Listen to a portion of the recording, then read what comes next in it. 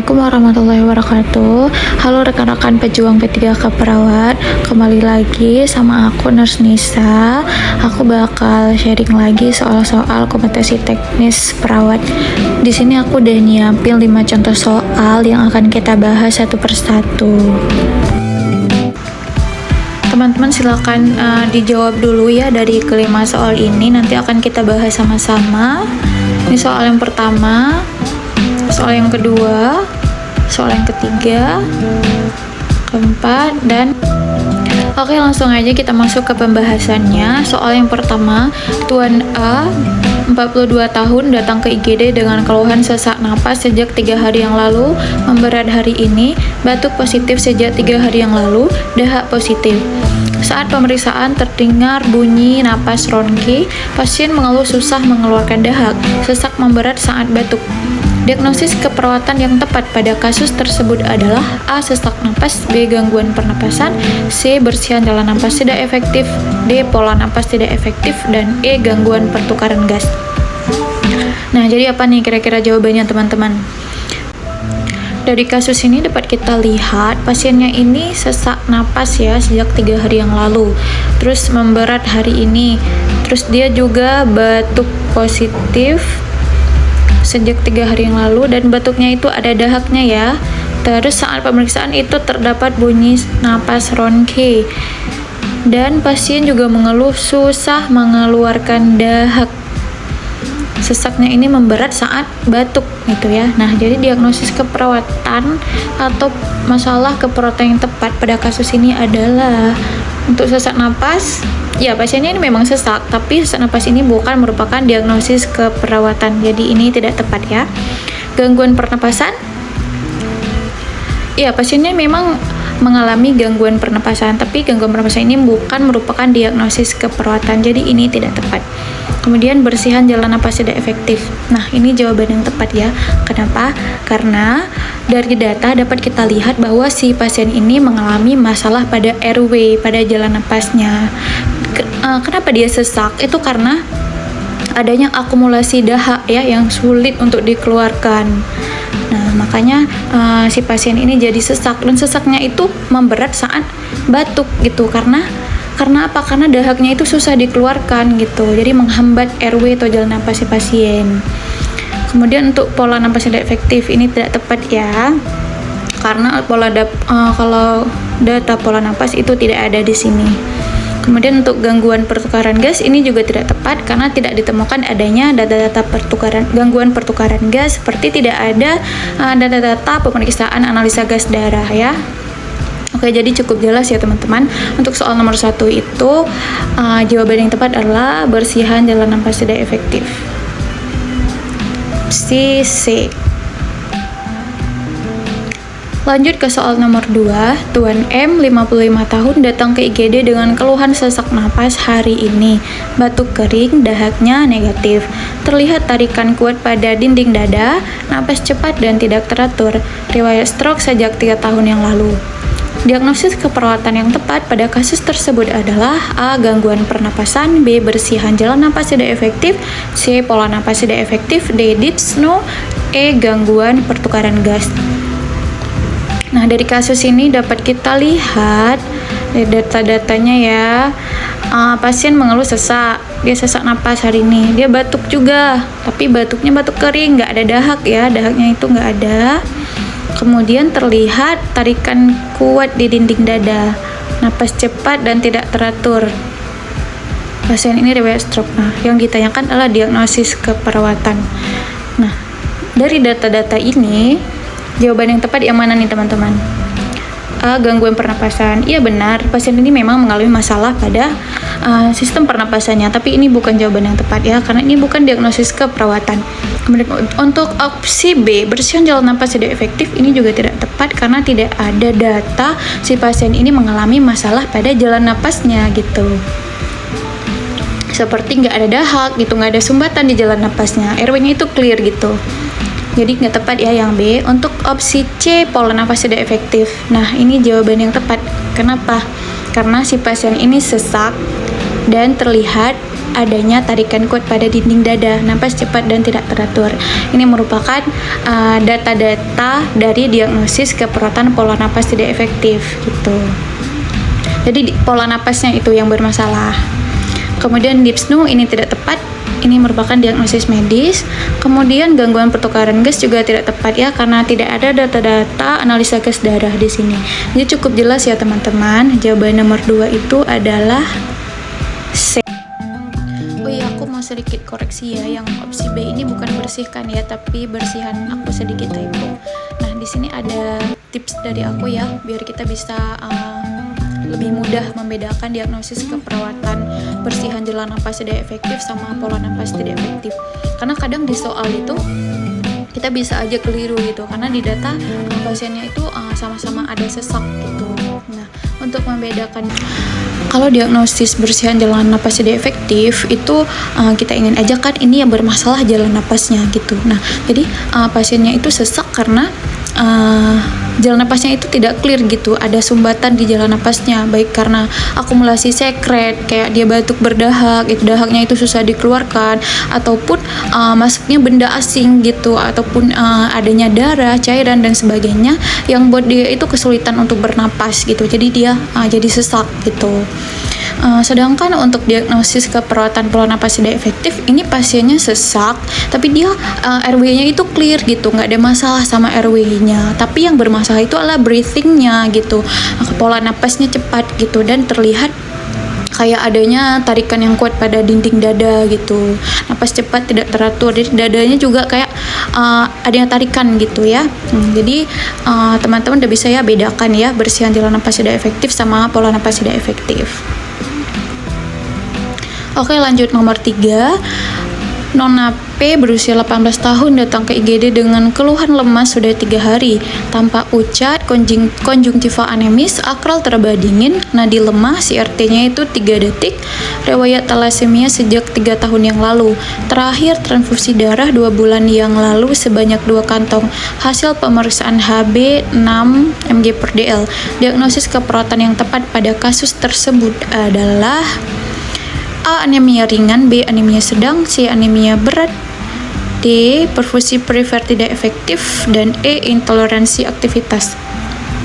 Nah, dari kasus dapat kita lihat pasiennya ini keluhan dia lemas ya udah 3 hari, terus pucat, konjungtiva anemis, akralnya dingin, nadi lemah, CRT-nya itu 3 detik, dimana normalnya kita tahu di bawah 2 detik ya. Terus pasiennya ini riwayat thalassemia sejak 3 tahun yang lalu. Berarti dia emang rutin ya transfusi darah. Terus terakhir transfusi itu 2 bulan yang lalu sebanyak 2 kantong. Hasil labnya itu HB-nya 6. Anemia sedang ya, berarti diagnosis keperawatan. Yang itanya di sini adalah diagnosis keperawatan. Untuk jawaban A, B, dan C ini tidak tepat karena ini merupakan diagnosis medis gitu ya. Untuk jawaban B benar, ini dia anemia sedang, tapi ini diagnosis medis bukan diagnosis keperawatan. Jadi A, B, dan C itu salah ya. Untuk opsi D itu perfusi perifer tidak efektif. Nah, ini jawaban yang tepat ya. Karena di sini dapat kita lihat data-data si pasien ini mengalami permasalahan pada perifernya itu, di mana dapat kita lihat dia tuh udah pucat, konjungtivanya anemis, terus udah akral dingin juga, CRT-nya udah lebih dari 3 gitu ya. Ini merupakan data-data dari diagnosis keperawatan perfusi perifer tidak efektif gitu ya. Kemudian untuk intoleransi aktivitas ini tidak tepat ya. Ini biasanya pada pasien dengan jantung gitu ya, yang harus adanya pembatasan aktivitas fisik gitu. Oke, jadi cukup jelas ya, untuk jawabannya adalah opsi D. Soal nomor 4, Nyonya W 47 tahun dibawa ke IGD dengan keluhan lemah sejak 2 hari yang lalu, tidak nafsu makan sudah 3 hari, pusing, gemetar, berkeringat dingin. Pasien tampak meracau dan tidak kooperatif. Riwayat DM dengan insulin sejak 1 tahun yang lalu. Hasil pemeriksaan GDS 47 mg/dl. Diagnosis keperawatan yang tepat pada kasus tersebut adalah A. Hipoglikemia, B. Hiperglikemia, C. Ketidakstabilan kadar glukosa darah, D. Diabetes mellitus, E. Shock hipovolemik. Nah, dari data ini dapat kita lihat pasien ini dia riwayat DM ya dengan penggunaan insulin. Terus keluhan yang dialami itu dia tidak nafsu makan di 3 hari, pusing, gemetar, keringat dingin, meracau, tidak kooperatif. Nah, GDS-nya itu 47.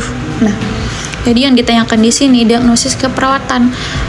Untuk opsi A dan B ini merupakan diagnosis medis ya. Nah, untuk opsi A ya benar pasiennya itu hipoglikemik, tapi ini diagnosis medis bukan diagnosis keperawatan. Untuk opsi C, ketidakstabilan kadar glukosa darah. Nah, ini adalah jawaban yang tepat. Dari sini dapat kita lihat bahwa kadar glukosa darah si pasien ini rendah ya, di mana 47 gitu, di bawah normal. Dan dia udah ada gejala juga, udah ada gejala pusing, gemetar, keringat dingin, bahkan sampai meracau gitu ya, karena gula darahnya itu lagi nggak stabil gitu, lagi drop. Nah, kalau untuk opsi D itu DM, ini tidak tepat, ini juga diagnosis medis. Opsi E ini shock hypovolemic juga tidak tepat karena tidak ada data-data pada kasus ini, tidak ada data si pasien mengalami kehilangan cairan gitu ya, seperti muntah-muntah gitu ataupun pendarahan hebat. Di sini nggak ada data. Oke, jadi cukup jelas ya. Untuk jawaban nomor 4 itu adalah opsi C. Oke, lanjut ke soal yang terakhir. Nyonya A 30 tahun datang ke IGD dengan keluhan jatuh dari motor, terdapat luka robekan di lutut kiri dan luka lecet di pergelangan tangan kiri dan kanan. Pasien tampak meringis. Diagnosis keperawatan tepat pada kasus tersebut adalah A. Gangguan rasa nyaman, B. Nyeri akut, C. Nyeri kronis, D. Nyeri, E. Gangguan integritas kulit. Oke, dari data ini dapat kita lihat pasiennya ini dia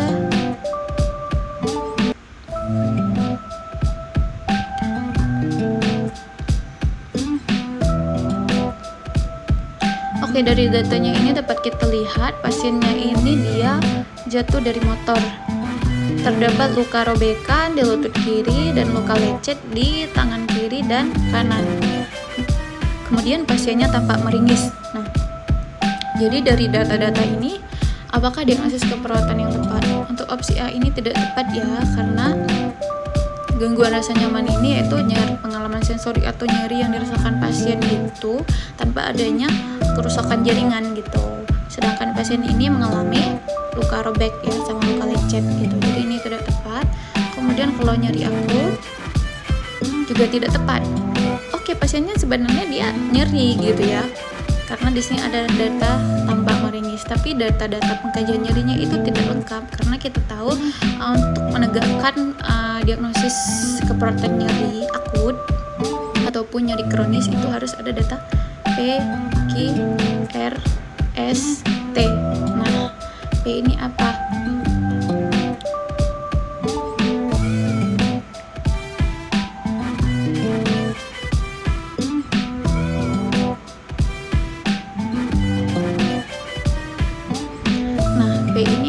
Yaitu provocate, penyebab nyerinya itu kenapa. Nah, kalau dari kasus ini jelaskan penyebabnya itu karena adanya luka robekan gitu. Terus Q, kualitas nyeri yang dirasakan itu nyerinya gimana, apakah seperti tertusuk ataupun tertimpa benda berat gitu dan segala macam. Nah, di sini tidak ada data-data kualitas nyeri yang dirasakan. Nah, kemudian R ini region. Nah, region itu area nyerinya di mana. Nah, kalau di kasus ini ada ya nyeri lutut, di lutut kiri dan di pergelangan tangan. Berarti P tadi ada, P, R-nya ada, kemudian S itu skala nyeri yang dirasakan dari 0 sampai 10 berapa. Nah, di sini nggak ada data-data skala nyeri si pasien, berarti ini nggak ada. Kemudian time itu waktu, durasi nyerinya ataupun kapan nyerinya muncul, faktor apa yang menyebabkan si nyeri ini tambah berat ataupun menghilang gitu. Nah, di sini tidak ada ya. Jadi dari 5 pengkajian PQRST ini cuma ada 2. Jadi nggak bisa ditegakkan diagnosis keperawatan nyeri akut. Oke. Nah, untuk nyeri kronis juga ini tidak tepat. Nah, yang harus harus kita tahu bahwa perbedaan nyeri akut dan kronis yaitu kalau nyeri akut dia nyeri yang dirasakan itu 1 sampai 3 bulan ya. Kalau udah lebih dari 3 bulan itu udah termasuk nyeri kronis. Nah, untuk yang opsi dia juga tepat, nyeri tidak ada diagnosis keberatan nyeri ya. Untuk diagnosis keberatan nyeri itu ada 3, nyeri akut, nyeri kronis, dan nyeri melahirkan. Untuk opsi E, nah opsi ini adalah jawaban yang tepat, gangguan integritas kulit. Nah, dimana pada kasus ini si pasien udah mengalami kerusakan pada integritas kulitnya akibat jatuh dari motor. Oke, cukup jelas ya teman-teman. Sekian dulu pembahasan soal hari ini tentang perumusan diagnosis keperawatan ya.